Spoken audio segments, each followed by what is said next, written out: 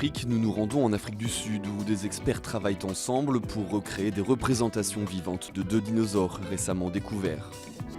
Nous allons ensuite à la rencontre de Maury Camara. Victime de persécutions religieuses, Maury a fui la Guinée, son pays d'origine en 2017. Il vit désormais au Portugal et y compte bien faire sa vie. Mais tout de suite, les titres de l'actualité. Au moins 75 personnes ont été tuées et 70 autres blessées dans l'explosion samedi dernier d'un camion-citerne accidenté à l'ouest de la capitale tanzanienne. Les victimes tentaient d'en siphonner le carburant.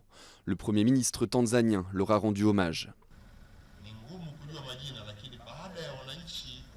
C'est très difficile d'identifier actuellement tous les noms des victimes. C'est pourquoi nous avons décidé de marquer ceux que nous avons enterrés avec des chiffres. Mais dès que nous serons en mesure d'obtenir les résultats des analyses menées par nos experts en ADN auprès des services gouvernementaux, nous pourrons identifier chacune de ces tombes par leur nom.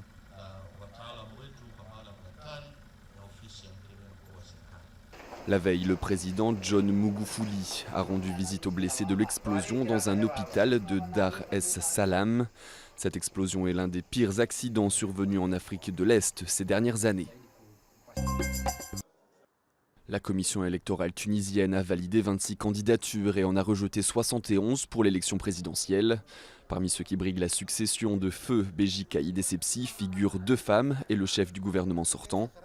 La candidature de Mounir Bahatour, qui se présentait comme défenseur des droits des LGBTQ, n'a pas été retenue. On demande 10 000 parrainages et ces 10 000 n'ont pas été présentés par Mounir Bahatour. Parmi les candidats approuvés, on retrouve l'ancien Premier ministre Mehdi Jomaha ou le vice-président du parti islamiste modéré Ennahda, Abdel Fattah Mourou. Le premier tour de l'élection présidentielle aura lieu le 15 septembre. La campagne officielle devrait se tenir entre le 2 et le 13. Des cris de joie à Goma pour accueillir Espérance Nabintou et son enfant. Les deux ont pu être guéris du virus Ebola après 11 jours de traitement. Une nouvelle preuve de l'efficacité de 2 molécules récemment mises en avant par une étude américaine. Ceci témoigne que l'expérience de la détection précoce et l'admission rapide au CTE augmente la chance de guérison. Et aujourd'hui, pour le répéter, maman Espérance Nabintou et son fils Ebenezer Fataki sont des témoins vivants ici présents. Parmi les quelques 500 personnes dont les données ont été analysées, la mortalité est tombée à 29% avec le premier médicament et à 34% avec le second. Un espoir dans la lutte contre ce virus qui a déjà fait plus de 1900 morts depuis le début de l'épidémie le 1er août 2018 en République démocratique du Congo. 844 patients ont par ailleurs été guéris. Le président gabonais Ali Bongo Ondimba a assisté vendredi à une cérémonie commémorative à Libreville. Il s'agit de sa première apparition publique depuis son AVC il y a 10 mois. Au Gabon, l'état de santé du chef d'État n'est plus un sujet d'inquiétude depuis plusieurs mois. Seule une poignée de militants radicaux tentent de faire vivre la polémique sur les réseaux sociaux et sur Internet. Une partie de l'opposition a également tenté de relancer le débat sur sa capacité à exercer ses fonctions. L'Afrique du Sud a fait un grand pas en avant dans la lutte contre la tuberculose. Un nouveau traitement approuvé mercredi par la FDA, l'agence sanitaire fédérale américaine, donne des résultats prometteurs. Cet essai a montré que 90% des gens seront guéris s'ils prennent 3 médicaments pendant 6 mois.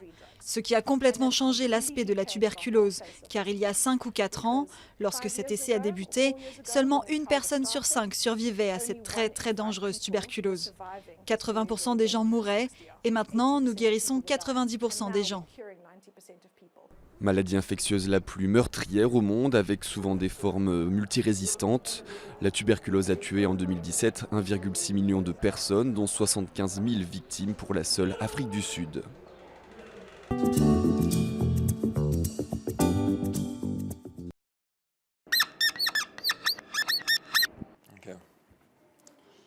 Je m'appelle Victor Radermacher et je suis paléo-artiste. Le paléo-art, c'est partir de ces os fossilisés et faire de notre mieux pour reconstituer l'aspect de ces animaux et insuffler de la vie dans ces vieux fossiles. Ça aide vraiment le public à comprendre ce qu'on fait, ça donne vie à notre travail. On est en train de soumettre un article scientifique de 30 pages pour décrire ces animaux, et l'œuvre que Victor est en train de faire résume ces 30 pages en seulement un quart de page. Les personnages principaux de cette illustration sont des cousins bizarres des crocodiles. On les appelle Rauisuchidés et Poposauridae. Et dans la paléontologie moderne, on se rend de plus en plus compte que les théropodes, vous savez, ces dinosaures carnivores, ressemblaient plus à des oiseaux qu'autre chose. Et le grand public n'aime pas trop imaginer un vélociraptor comme un espèce de poulet tueur géant. Donc ça rebute un peu les gens. Mais les Poposauridae et les Rauisuchidés sont vraiment ceux à quoi les gens veulent que les dinosaures ressemblent. Un mélange de monstres, de crocodiles et de dinosaures. Ils ont l'air vraiment très cool et en plus ils n'ont pas de plumes. Alors cette illustration compliquée va me prendre entre 50 et 60 heures de travail au total.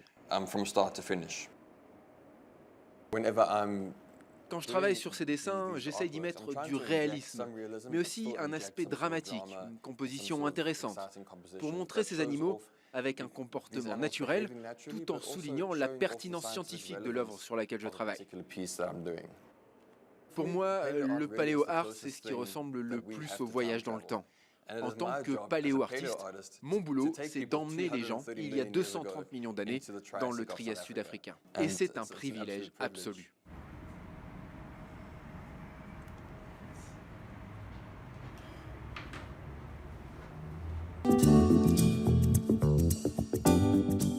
Là-dessus, un peu partout. Victime de persécutions religieuses, Mori Camara a fui la Guinée, son pays d'origine, en 2017. À Libye, j'ai fait 1 année 7 mois. Et 1 année 7 mois, j'ai fait 6 mois en prison ferme, où j'étais traité, où on me traitait, on me torturait. Et j'ai été vendu comme un objet, au fait, des marchandises à des personnes. Après avoir payé des passeurs, c'est au bout de 4 tentatives et à bord d'une petite embarcation que Mori traverse la Méditerranée. Arrivé en mars dans ce centre d'accueil à 250 km au nord de Lisbonne, il compte désormais vivre au Portugal. Au Portugal, depuis que je suis venu ici, je trouve que tout le monde est agréable. Parce que quand tu es dans un lieu où on te respecte, où on respecte ta dignité, où à partir du moment que les uns et les autres se considèrent comme des frères, comme des sœurs, je pense que c'est la meilleure des choses. Le Portugal est une exception en Europe. Le pays souhaite accueillir des réfugiés pour faire face à la pénurie de main-d'œuvre et pallier au déclin démographique. Mais tous ne souhaitent pas rester. Certains rejoignent des membres de leur famille ailleurs en Europe. D'autres repartent vers des pays où les perspectives économiques sont plus intéressantes. Cependant, depuis 2015, près de 2000 personnes ont déjà été accueillies. C'est une force pour notre pays en termes démographiques et économiques d'accueillir ces personnes. La croissance économique locale, que ce soit au niveau industriel ou agricole, est telle que ce sont les entreprises elles-mêmes qui sont en demande de migrants. 43% des réfugiés arrivés au Portugal ont trouvé un emploi. C'est le cas de Déborah. Cette Nigériane de 21 ans a fui son pays en proie aux violences répétées du groupe terroriste Boko Haram. 1 an après avoir été secourue en Méditerranée par le navire humanitaire Aquarius, elle travaille dans une entreprise de Fundao et vit aujourd'hui dans un petit appartement fourni par la mairie. Aujourd'hui, ma vie est bonne, j'ai un toit, je travaille, je mange bien, je mange vraiment tout ce que je veux. Je suis vraiment heureuse, la vie est belle.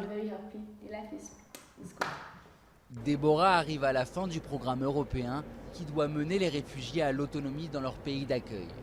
Dans 6 mois, elle devra rendre l'appartement et vivre sans le soutien de la mairie. Mais elle n'a pas l'intention de quitter le Portugal. Elle espère y trouver un mari et avoir 7 enfants. Le chanteur ivoirien DJ Arafat, star du coupé décalé, est mort à 33 ans des suites d'un accident de moto survenu dans la nuit de dimanche à lundi dernier.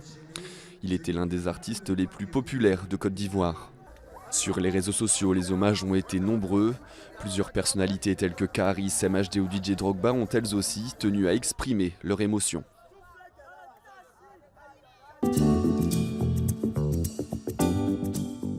La médaillée olympique du 800 mètres, Caster Semenya, ne pourra pas prendre part aux mondiaux de Doha en septembre et défendre son titre de championne du monde. En cause, son taux de testostérone jugé trop élevé par les instances de l'IAAF. Mercredi, à Johannesburg, la championne sud-africaine a pris la parole publiquement pour la première fois depuis cette décision. Je dirais que c'est parce que je suis la meilleure dans ce que je fais. Ça fait 4 ans que je suis invaincue. Donc je suis probablement un problème parce que je suis hyper performante.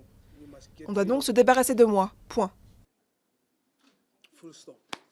Pour Caster Semenya, ses performances sont la cause de ses ennuis, d'où le traitement que veut lui imposer l'IAAF. La championne n'a pas hésité à tacler d'autres coureuses du 800 mètres qui, selon elle, ne l'ont jamais soutenue dans son combat.